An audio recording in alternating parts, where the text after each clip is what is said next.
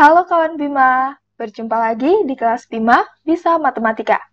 Kali ini kita akan melanjutkan pembahasan SIMAK UI untuk Matematika Dasar Part 2, yaitu untuk nomor 6 sampai 10. Langsung kita kerjakan soal nomor 6. 9 buah bilangan membentuk deret aritmatika dan mempunyai jumlah 153. Jika pada setiap dua suku yang berurutan pada deret tersebut disisipkan rata-rata dari dua suku tersebut, jumlah deret yang baru adalah jumlah suku pertama deret aritmatika, rumusnya adalah Sn sama dengan N per 2 dikali 2A ditambah N-1 dikali B. 9 suku pertama, artinya U1 ditambah U2 ditambah U3 ditambah seterusnya sampai dengan ditambah U9. Sehingga jumlahnya adalah S9 sama dengan 9 per 2 dikali dengan 2. Suku pertamanya adalah A ditambah N-nya 9 dikurangi 1 dikali dengan B. Jumlahnya 153 sama dengan 9 per 2 dikali 2A ditambah 8B. 153 dikali dengan 2 per 9 sama dengan 2A ditambah 8B. 153 dapat dibagi 9 hasilnya 17. 17 dikali 2, 34 sama dengan 2A ditambah 8B. Kita sebut sebagai persamaan 1. Setiap dua suku yang berurutan pada deret tersebut disisipkan rata-rata dari dua suku tersebut. Artinya, di antara U1 dan U2 disisipkan, ini sisipan pertama, saya beri nama V1, sisipan kedua V2, sisipan ketiga V3, dan seterusnya sampai sisipan yang terakhir adalah V8. Pada baris aritmatika, suku ke N yaitu UN sama dengan A ditambah N-1 dikali B. Sehingga suku pertamanya adalah A, suku kedua adalah A ditambah B. Suku ketiga, A ditambah 2B. Suku keempat, A ditambah 3B, dan seterusnya sampai suku ke-9, A ditambah 8B. Sisipannya adalah rata-rata dari dua suku tersebut. Artinya V1 adalah suku pertama ditambah suku kedua dibagi 2. Artinya A ditambah dengan A plus B per 2. V2-nya adalah suku kedua ditambah suku ketiga dibagi 2. V2-nya A ditambah B ditambah A ditambah 2B per 2. Saya tulis di sini, sisipan pertama V1 sama dengan 2A ditambah B per 2. Sisipan kedua V2 sama dengan 2A ditambah 3B per 2. Beda dari sisipannya, kita sebut sebagai B, sisipan sama dengan suku kedua V2 dikurangi suku pertama V1. Sama dengan 2A ditambah 3B per 2 dikurangi 2A ditambah B per 2.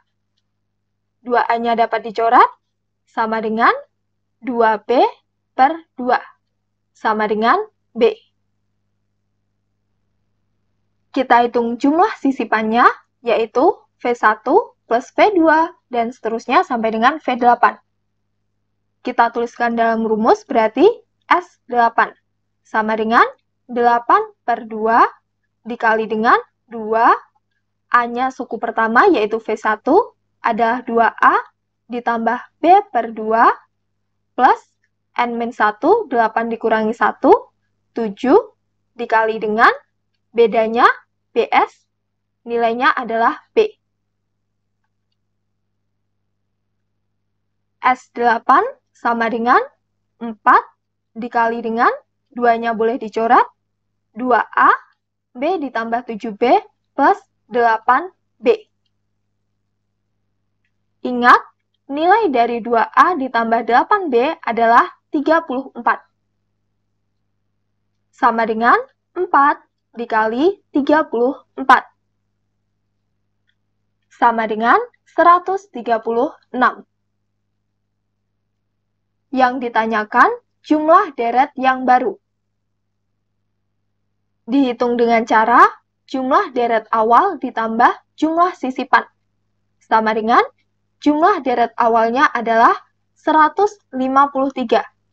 Ditambah jumlah sisipannya sudah kita hitung, yaitu 136. Sama dengan 289. Jawabannya C. Soal nomor 7. Jika A adalah matriks -1, 2, X1 adalah matriks yang mempunyai inverse dan determinan B sama dengan 2.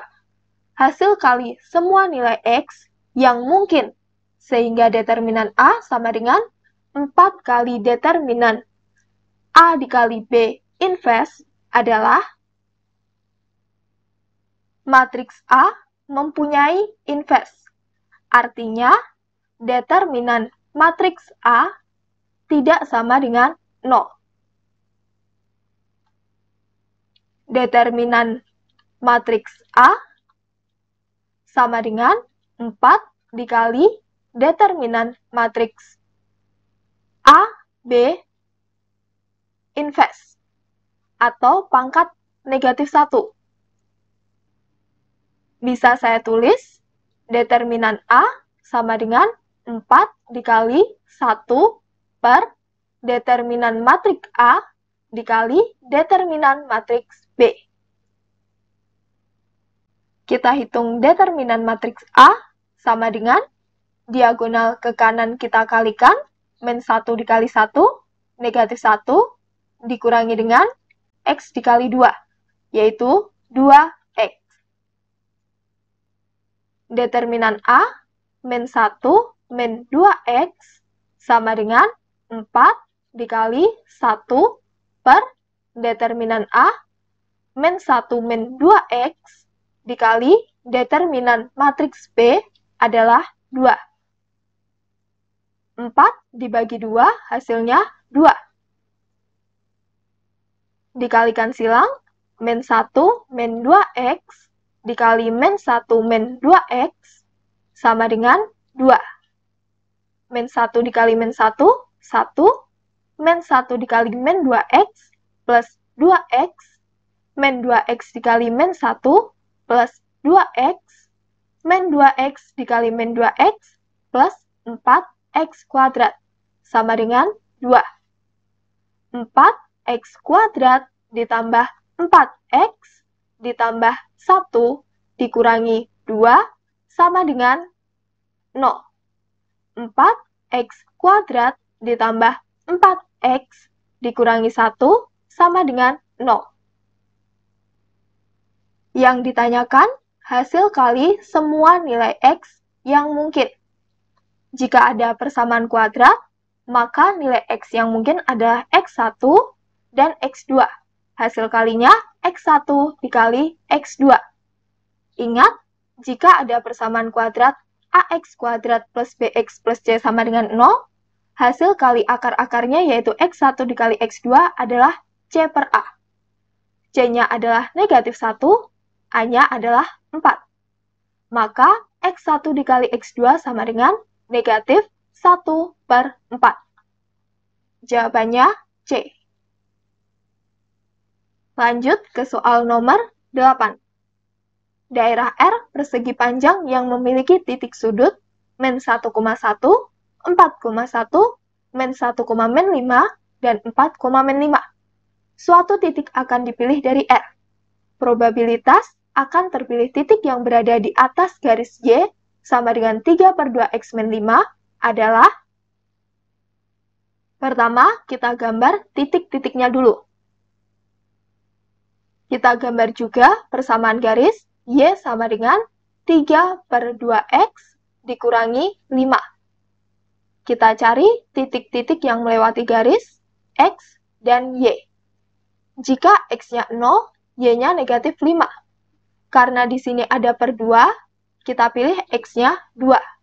3/2 dikali 2, 2-nya dapat dicoret, tinggal 3. 3 dikurangi 5, Y-nya min 2. Kemudian, kita pilih satu titik lagi, X-nya 4, maka 3/2 dikali 4 hasilnya 6, 6 dikurangi 5, 1. Kita gambar titik 0, min 5, 2, min 2, dan 4,1. Titik R akan digambar di atas garis Y sama dengan 3/2X min 5. Di atas garis Y, kita arsir bagian yang mungkin untuk titik R. Maka, yang pertama harus kita hitung adalah luas persegi panjangnya, yaitu panjang dikali lebar. Panjangnya 1, 2, 3, 4, 5. 5 satuan. Dikali lebarnya 1, 2, 3, 4, 5, 6. 6 satuan. Sama dengan 30 satuan luas. Kita hitung pula luas segitiga yang bawah. Sama dengan setengah dikali alas dikali tinggi. Alasnya 1, 2, 3, 4. Tingginya 1, 2, 3, 4, 5, 6. Sama dengan setengah dikali 4 dikali 6. Dapat dicoret hasilnya 2, sama dengan 12 satuan luas. Dengan demikian, kita dapat menghitung luas daerah yang diarsir. Sama dengan luas persegi panjang dikurangi luas segitiga.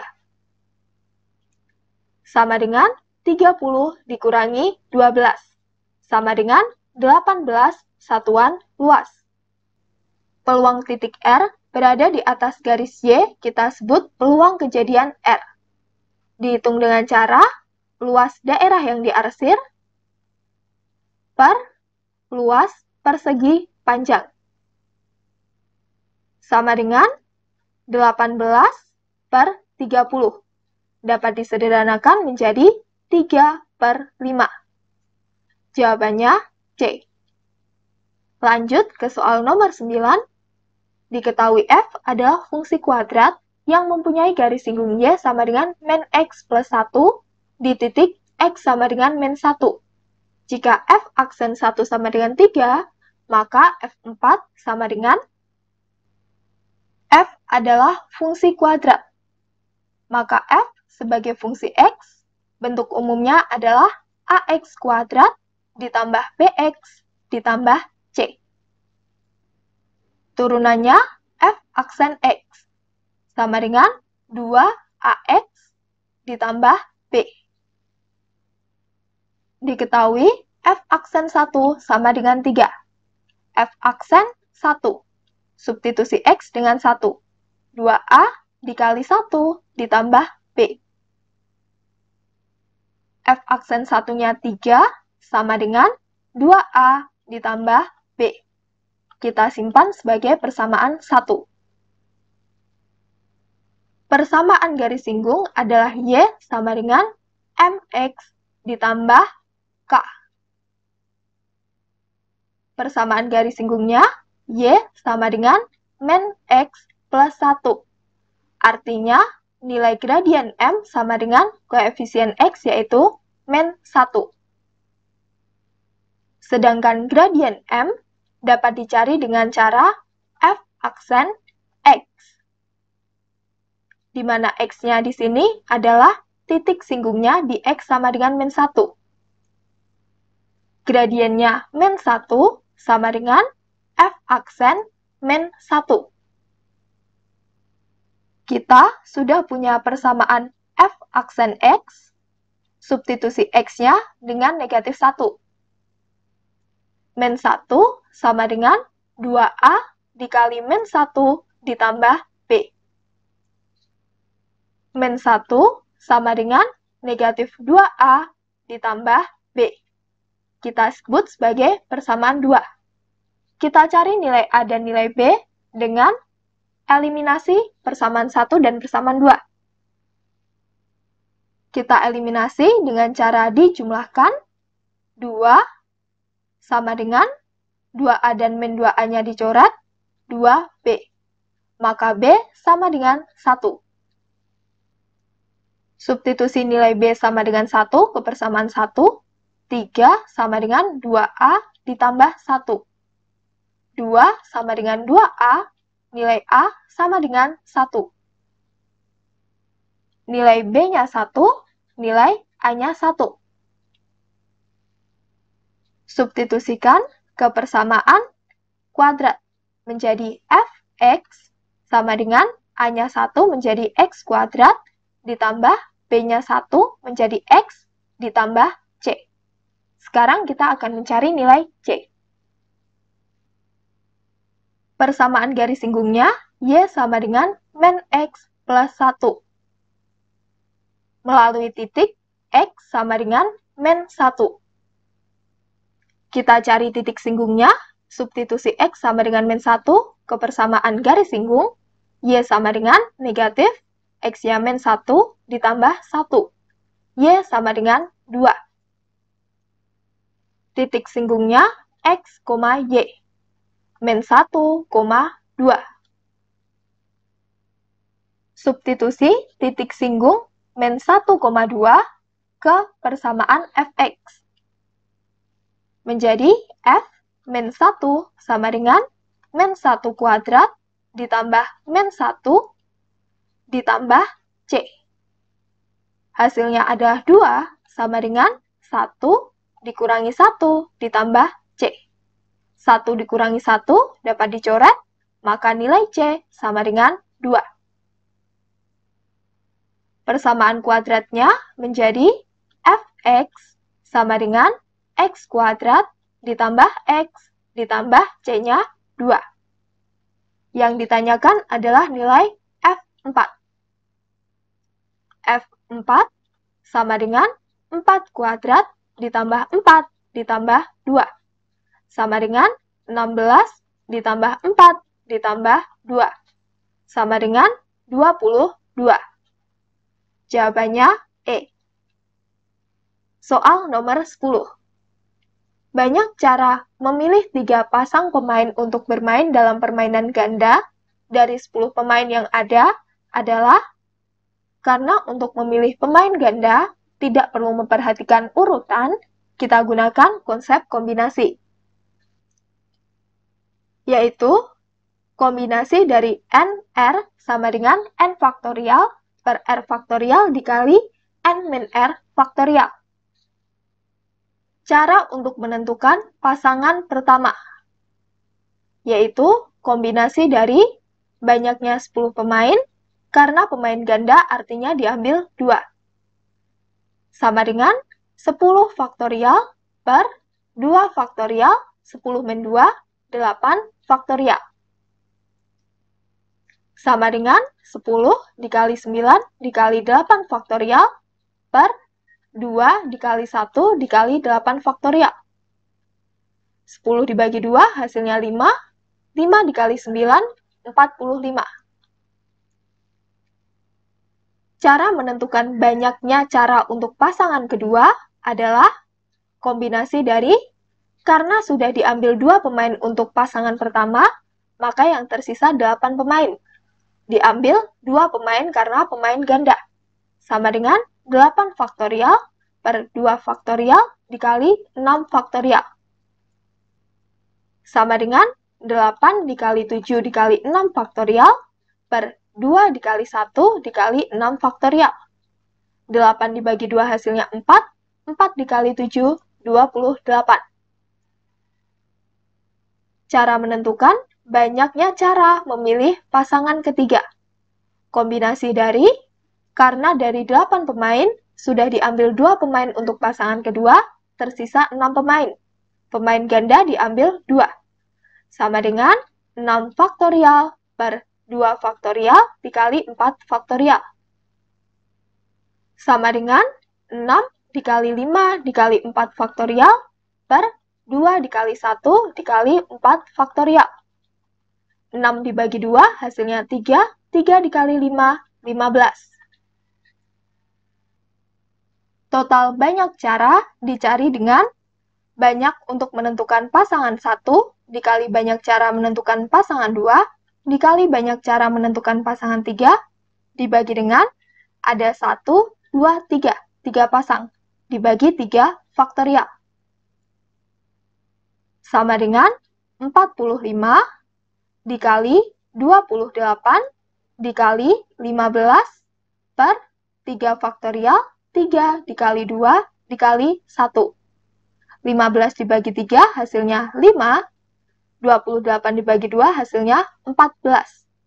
Sama dengan 45 dikali 70. Sama dengan 3150 cara. Jawabannya adalah C.